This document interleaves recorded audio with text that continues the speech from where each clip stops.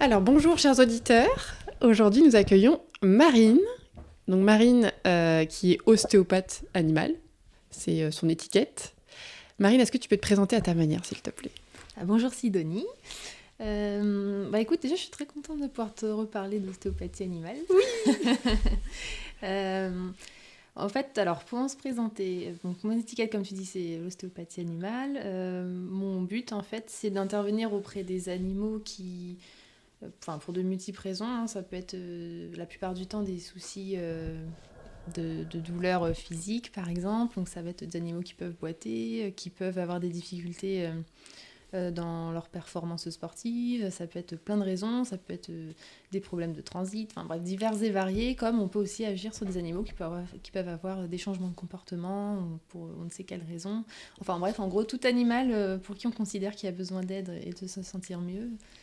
Pourquoi tu as choisi d'aider les animaux et pourquoi avec cet outil-là? Tu aurais pu choisir les humains par exemple, tu vois. Ouais, c'est vrai, mais les humains ça parle trop. Non. Blague à part, en fait, mine de rien, il y a l'humain aussi qui intervient, mais j'en parlerai après. Mais, Oui. l'animal, ça a toujours fait partie de ma vie, entre guillemets. Hein. J'ai toujours grandi avec des animaux, j'ai toujours adoré ça. Et d'aussi loin que je me souvienne, petite, pour moi, l'animal avait déjà une place importante et je le considérais déjà comme mon égal, en fait. Oui. Donc, pour moi, il était déjà important et c'était un peu une évidence de rester travailler avec auprès d'eux en fait. Ouais. Ouais. Alors après il n'y avait pas 150 000 options non plus à l'époque de vocation, et n'ayant pas l'envie d'être vétérinaire ou soigneur animalier, je m'étais orientée vers des médecines manuelles pour l'humain, donc telles que de la kiné ou ce genre de choses, parce que le côté justement thérapie manuelle, c'est ce qui me fascinait aussi, tu vois, la compréhension du corps, comment ça fonctionne, et de se dire qu'avec tes petites mains tu peux améliorer le quotidien de quelqu'un, enfin d'un individu, et c'est ça que je trouve magique en fait, tu vois. Et puis en fait j'ai découvert l'ostéopathie animale au détour d'un reportage à la télé, et c'est là que je me suis dit ça réunit, c'est ça en fait, là je me suis dit c'est ça qui me ferait vibrer en fait, ça c'est la réunit les révélation deux, quoi. ça réunit le côté animal et le côté Exactement, et je ostéo. connaissais pas en fait la profession avant. Et D'accord. Du coup, là, ça a été la révélation. Je me suis dit, mais c'est ça qu'il faut que je fasse. D'accord, ok. Et du coup, donc ton travail, tu vas chez les gens, tu te déplaces, ou est-ce que c'est les gens qui viennent dans un cabinet? Comment ça se passe? Alors, je vais toujours à domicile. C'est un choix? Ouais, pour l'instant, ouais, c'est un choix. Je me dis que pourquoi pas un cabinet plus tard, mais pour le moment, ça me plaît bien ce côté itinérance, un petit peu besoin de liberté. Ouais. Et puis, je trouve ça bien aussi d'intervenir chez les gens, parce que, alors, faut que les gens soient à l'aise avec ça, mais ça me permet aussi de voir dans quel environnement évolue l'animal, et ça permet aussi de répondre à certaines problématiques des fois, ou de pouvoir aider les gens dans des... Je sais pas, pour la rééducation d'un animal, la réhabilitation, etc. Tu vois, de voir comment concret, on peut en fait. aménager l'environnement pour l'animal en question. Et puis, en plus, les animaux sont beaucoup plus détendus quand ils sont chez eux avec leur humain que dans un endroit qu'ils ne connaissent pas. Et voilà. J'aime bien, t'as dit avec leur humain, je trouve ça j'aime beaucoup. Donc ouais, pour l'instant, c'est ce choix-là. Après, voilà, peut-être qu'un jour, j'en aurai marre de faire de la route. Et puis... Ouais. C'est vrai que ça donne des indices au final. Et tout à l'heure, du coup, tu disais que... parce que je te dis, mais tu choisis de travailler avec les animaux, mais en fait, tu disais qu'il y a de l'humain quand même, justement, et que ça t'intéresse aussi. Ouais. Qu'est-ce que tu voulais dire exactement par là? Alors, la psychologie, c'était une branche qui me branchait bien aussi à un moment donné, mais finalement, j'ai quand même resté au niveau animalier. Mais alors je dis que l'humain intervient parce que finalement, il y a des fois des animaux pour lesquels on intervient auprès d'eux, mais on se rend compte qu'il y a aussi une problématique qui est liée à son humain. Et parfois, la personne n'en a pas toujours conscience. Tu veux dire que c'est pas que le corps, en fait? Ouais, c'est ça. Des fois, ça peut vraiment venir d'une cause plutôt émotionnelle ou ce genre de choses. Et on se rend compte qu'il y a besoin de faire un peu une passerelle avec l'humain aussi. Et parfois, il y a des animaux qui se sentent mal parce que l'humain se sent mal. Et en discutant avec la personne, on peut voir des fois un animal qui est assez stressé au départ ou voilà, pas forcément à l'aise. On parle avec son humain, justement, qui lui se détend petit à petit ou peut être amené à évoquer des choses qui lui le contrarient actuellement, ou ce genre de choses, et on voit que l'animal se détend petit à petit. Et au final on traite l'animal, mais quelque part on traite aussi son humain. Mais tu lui expliques ça à son humain, justement, tu lui dis ce qui se passe? Est-ce que les gens sont réceptifs à ça? Alors ça dépend, parfois je leur fais constater que plus eux ils parlent, plus on voit que l'animal va mieux, et que s'ils sont assez open, voilà, on en discute, et dans ce cas-là c'est chouette parce que ça mène à de super échanges, et moi je trouve ça hyper fascinant en fait de voir comment l'interaction entre les deux elle peut se jouer juste avec un intermédiaire en fait. Et parfois, je leur dis pas forcément parce que je sens qu'ils ne vont pas forcément y être réceptifs, mais c'est pas grave parce que je me dis qu'à ce moment-là, le job, il a été fait quand même et que l'animal, lui, il se sent mieux et c'est ce qui compte. Ouais. Et du coup, donc, le travail, donc, tu le fais avec les mains sur l'animal, tu poses tes mains sur l'animal, comment ça se passe? C'est quoi exactement? Est-ce que tu touches aux muscles, aux os? Tu fais craquer l'animal? Comment ça se passe? Alors oui, moi je pose toujours mes mains. Après, je travaille pas forcément beaucoup avec des techniques structurelles, donc ce que tu appelles ce qui craque. Alors bien qu'il y ait plein de techniques dans les structurels et que celle qui craque, c'en est bien une parmi tant d'autres. Mais moi, c'est pas ma technique de prédilection. Après, il y a des fois, il faut, voilà, on utilise. Mais je préfère d'autres techniques qui sont un peu moins visuelles pour le coup. Mais où on rentre vraiment dans le tissu et l'idée c'est vraiment de suivre les mouvements de ce tissu là pour aller dérouler vraiment tout ce qui se passe, enfin tout ce qui est vraiment verrouillé même en profondeur. Et on peut travailler sur du viscéral, du crânien, sur du muscle, du fascia, enfin un peu de tout en fait. Donc, Pardon, excuse-moi. Non, vas-y. Non, parce que j'allais dire, ce que j'essaie de visualiser en même temps, quand tu me dis avec les mains, je les imagine longer le muscle et tout ça. Est-ce que tu penses que ce que tu fais avec l'animal, avec tes mains, c'est uniquement ce que tu as appris dans tes cours ou est-ce qu'il y a autre chose qui se passe? Est-ce que tu penses qu'il y a d'autres ressentis qui viennent d'ailleurs? Après, alors je pense que déjà chaque personne a son propre ressenti et entre praticiens déjà on ne sent pas forcément les mêmes choses et d'ailleurs quand on en parle entre nous on n'a pas toujours les mêmes sensations parce que c'est propre à chacun, tes expériences, à ton vécu, à qui tu es tout simplement et on n'a pas la même sensibilité non plus. Dans les mains tu veux dire? Dans les mains, ouais, et puis même dans ta façon de percevoir les choses, que ce soit émotionnellement ou dans le physique, chacun a son identité là-dessus. On ne sent pas tous les mêmes choses en travaillant sur une même base quoi. Et du coup, oui, tu peux vraiment sentir ce qui se passe au niveau physique, donc des vrais verrouillages, comme tu peux distinguer parfois quelque chose qui est plutôt de l'ordre émotionnel, et dans ces cas-là, c'est une autre sensation, où on peut parler aussi un peu de ce qui va être énergétique, entre guillemets. C'est pas tout à fait les mêmes sensations, et des fois, effectivement, le monde entre ostéopathie et autre chose, il est un petit peu... La barrière est un peu floue des fois, ouais, c'est ça. Ok. Mais toi, tu es réceptive à ça, du coup, et ça t'aide dans ton travail, en fait? Ouais, alors après, je sais pas si aujourd'hui je fais de l'énergétique. Est-ce que tu sens que ça chauffe des fois?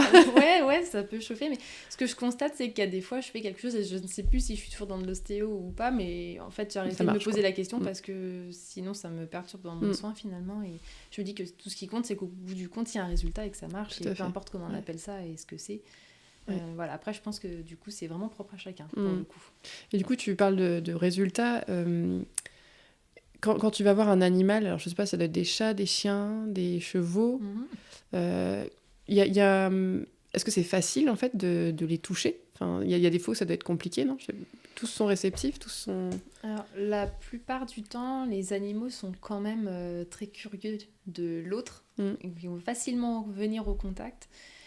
Après, effectivement, tu as les cas où il y a eu des choses assez traumatisantes ou des peurs de l'humain au sens large. Enfin, là, c'est un peu plus compliqué. Et là, effectivement, il faut essayer de trouver une coopération. Il faut trouver une petite brèche pour rentrer, en fait. Et là, tu n'as pas trop d'autre choix que de t'adapter et d'essayer de lui... Enfin, comment dire, d'établir une communication avec lui et vraiment basée sur la confiance, vraiment sur le... Voilà, tu dégages telle attitude, telle information, ok, je passe à autre chose ou je fais autrement, et que lui comprenne que quand toi tu as vu ce signe-là, tu as changé ta posture, tu as changé ta gestuelle, et dans ces cas-là, lui se dit ok, elle a compris, pas besoin de surexprimer. En fait, tu lui montres tu lui montres que tu attends un consentement en fait. Exactement, ouais. Okay. Pour moi, c'est hyper important d'avoir sa coopération. C'est pas lui qui m'a appelé à la base, c'est son humain. Donc je me dis que la moindre des choses, c'est quand même que lui voit un intérêt, qu'en sortant de la séance, ils se disent ah bah c'était chouette cette interaction, je l'ai pas forcément demandé, mais j'ai accepté d'aller à son contact et j'ai accepté qu'on me touche, enfin voilà que... Ouais. Ça t'est arrivé du coup d'avoir un animal qui refuse complètement la première fois, donc toi je sais pas ce que tu fais, tu restes, tu lui montres que t'es là, et la fois d'après, pouf, ça y est, ça s'est débloqué? Alors, j'ai pas eu ce cas de figure là, par contre j'ai eu le cas de figure d'une fois, effectivement, il y a eu, c'est arrivé un chat que j'ai pas pu toucher. Ok. Enfin, j'ai pu le toucher, mais quand j'ai voulu rentrer dans le soin, à chaque fois je me prenais une porte, c'était non, je veux pas. Okay. Et c'était un chat qui était endeuillé, justement, et qui, en fait, voulait juste être écouté, mais pas touché, pas au niveau du corps, en fait. Ouais. Un peu comme l'humain, des fois, il a juste envie d'être écouté et pas qu'on lui donne des conseils, quoi. C'est ça. Okay. Là, pour lui, son physique, c'était pas le souci. Voilà, c'est pas de ça dont on doit s'occuper aujourd'hui, c'est ce qui se passe dans ma tête. Okay. C'était un petit peu et t'as ça, fait l'idée. comment, du coup, alors? Et alors après, ce qui se passe dans sa tête, là, c'est plus dans mes compétences, entre guillemets. Là, on passe sur vraiment de la communication animale. Et voilà, bien qu'il y ait parfois des petites perceptions que j'arrive à avoir, pour le coup, là, on est vraiment sur une autre compétence que moi, aujourd'hui, j'ai pas ou pas vraiment pas assez évolué, en fait. Et en fait, ce chat-là, je me suis dit, comment je vais expliquer aux gens que moi, je peux rien faire et que c'est le chat qui ne veut pas. Et bon, et en fait, ces gens-là m'ont décomplexé là-dessus parce que finalement, je leur ai expliqué un petit peu dans les grandes lignes. Et justement, le monsieur m'avait fait beaucoup rire parce qu'il m'a dit la phrase à laquelle je ne m'attendais pas du tout. Il me sort ça. Ah bah, vous savez quoi, vous pouvez pas me faire plus plaisir. Ah. Et là, je me suis dit, ah bon, pourquoi? Et là, il me dit, parce que je suis magnétiseur et que moi, j'ai essayé aussi et j'ai les mêmes sensations que vous. Ah, voilà. Je me suis dit, ah bon, super. Bon, voilà, ok. Je me suis dit, bon, ils ont compris de quoi je parlais. Donc, du coup, là, tu parlais de communication animale aussi. Tu travailles en lien avec justement, peut-être des gens qui font la communication animale, de l'énergétique, des choses comme ça avec les animaux. Est-ce que tu travailles avec eux ou est-ce que tu arrives à en rencontrer et peut-être à conseiller de temps en temps? Oui, tout à fait. Alors moi, ça m'arrive des fois en rendez-vous, effectivement, de sentir qu'il y a autre chose, qu'il faudrait aller plus loin sur certains points et que moi, j'y ai pas forcément accès. Et si je sens que les gens en face sont assez ouverts, alors je leur pose la question un petit peu de façon détournée des fois, mais si je vois qu'effectivement, ils sont assez curieux de ça, je leur conseille de faire appel à des communicants animaliers et c'est arrivé effectivement que ces gens-là le fassent et que ça permette d'avoir de vraies réponses et un vrai changement après dans le comportement de l'animal. Ça débloque quelque chose. Ça débloque vraiment. Alors des fois, on est vraiment sur purement du comportement et il faut un comportementaliste ou un éducateur ou ce genre de choses, mais des fois on est vraiment sur quelque chose qui est de l'ordre de l'émotionnel ou d'un besoin de l'animal d'exprimer quelque chose et que ce soit entendu pour que ça puisse débloquer la situation. D'accord. Okay. On a envie de... Enfin, moi, là, je suis là, à la bouche ouverte à t'écouter. Je trouve ça c'est hyper passionnant. Est-ce que j'ai encore le temps j'ai encore le temps de te poser quelques questions. Et du coup, sur le long terme, comment est-ce que tu vois l'évolution de ton métier, toi? Tu veux dire pour moi, dans mes projets? Moi moi, j'aimerais bien pouvoir développer, tu vois, mon approche avec les chevaux aussi. C'est un milieu que j'aime... En fait, j'aime beaucoup le cheval parce que ça me permet d'être aussi à l'extérieur. Je trouve que c'est des animaux qui sont assez ancrés et tu interviens dans un milieu vraiment extérieur. Tu es dehors. C'est ça qui me plaît aussi. Donc, j'aimerais bien pouvoir effectivement apporter un peu plus de soin au niveau des chevaux. Et sinon, par rapport aux chiens et chats... je trouve qu'il y a beaucoup... Enfin, il y a un gros vide au niveau de tout ce qui est rééducation des animaux qui sont en rétablissement suite à des opérations, ce genre de choses. Ils sont un petit peu laissés comme ça. Comment dire? On leur dit souvent il faut du repos, etc. Mais il n'y a pas de protocole vraiment concret sur la réhabilitation derrière. Tu veux dire, par exemple, comme on dirait à quelqu'un qui s'est cassé le bras de faire de la kiné, des choses comme ça? Ouais, c'est ça. Okay. Exactement. On n'a pas forcément un protocole type pour rééduquer ces animaux-là, pour les réintroduire dans leur environnement petit à petit. Et je trouve que ça manque et j'aimerais bien pouvoir développer ce côté-là, vraiment de pouvoir les accompagner en post-chirurgical, en fait, pour leur permettre de retrouver finalement leurs compétences d'avant, en fin de compte, qu'ils puissent réutiliser leur corps comme ils le faisaient avant et pas avec une faille qui reste présente et qui sans doute sera problématique plus tard, quoi. Oui, parce que c'est pas écouté et qu'on s'en rend pas compte, qu'on remette pas par exemple à un chien directement comme il vivait avant, alors que si ça se trouve il y a quelque chose qui est encore faible et fragile. Si tu veux, par exemple, quand ils font des opérations, je sais pas, par exemple des ligaments croisés, pardon. Tu peux éviter de tousser dans mon micro. Oui. Non, je rigole. En fait, effectivement, quand il y a une opération, par exemple, du genou ou autre, forcément qu'il y a une fragilité qui va s'instaurer, puisque l'animal, il ne va pas mettre d'appui sur cette patte-là pendant quelques temps. Donc, forcément, on perd un petit peu de muscle, etc., etc. Et au fur et à mesure, plus ça avance, plus on a une asymétrie qui se crée. Et ça se reporte aussi au niveau du dos. Toutes les structures, finalement, se réadaptent, elles se compensent. Elles vont compenser, finalement, cette perte d'état. Et bien que l'animal va remarcher normalement au bout d'un certain temps de repos, puisque l'organisme a quand même une faculté d'auto-guérison, il va y avoir cette faille qui va rester. Et à la longue, ça, c'est pas forcément... Ça peut devenir... déséquilibré, ça crée forcément des compensations qui, au bout d'un moment, vont instaurer d'autres problématiques. D'accord. Et au niveau émotionnel aussi, est-ce que tu penses que ça apporterait quelque chose ? Un chien qui a subi une opération, qui peut-être était sans ses gardiens à ce moment-là, et qui... est-ce que tu penses que tu peux faire quelque chose là-dessus ? C'est complexe, ça, comme question. Après, je pense l'accompagnement psychologique, c'est Enfin, psychologique. Ça fait drôle de parler de psychologie pour un animal, mais l'accompagnement émotionnel, c'est quelque chose, puis ça me fascine. Ça me fascine déjà pour l'humain, donc c'est vrai que pour l'animal, d'autant plus. C'est quelque chose que je voudrais creuser et effectivement développer. Voilà. Ça m'est déjà arrivé d'accompagner par exemple des animaux en fin de vie. Et là, pour le coup, on est vraiment confronté effectivement à tout ce qui se passe au niveau émotionnel, que ce soit entre l'animal et l'humain, parce que voilà, les gens qui t'appellent à ce moment-là, quand tu leur dis que c'est pour aider leur animal à lâcher prise et voilà, à pouvoir partir sereinement, ils sont déjà dans une démarche assez ouverte, mais effectivement tu fais le pont entre eux, parce que parfois c'est l'un ou l'autre qui s'accroche et du coup l'animal ne peut pas partir. Donc l'idée, c'est d'essayer d'amener une harmonie entre les deux et de permettre que chacun lâche prise sur la situation. Et voilà. C'est pour ça que je te dis tout à l'heure qu'il y a quand même un accompagnement aussi avec l'humain dans ce genre de situation-là. Et tu peux vraiment faire le pont entre les deux. Et ça t'est arrivé de... Enfin, je ne sais pas si tu arrives à prendre, parce que tu es quand même quelqu'un de, je pense, assez sensible. Est-ce que tu arrives à prendre ce recul quand si un animal que tu connais bien, auquel tu t'es très certainement attaché, si cet animal il meurt, est-ce que tu arrives à ne pas trop mal le vivre, entre guillemets ? Comment tu vois les choses dans ces moments-là ? C'est pas toujours évident. De toute façon, un accompagnement de fin de vie, c'est toujours un peu difficile. Là, le premier vraiment patient que je suivais depuis le début, j'avais quand même une attache particulière et je m'entendais très bien en plus avec son humaine, et c'était un cheval.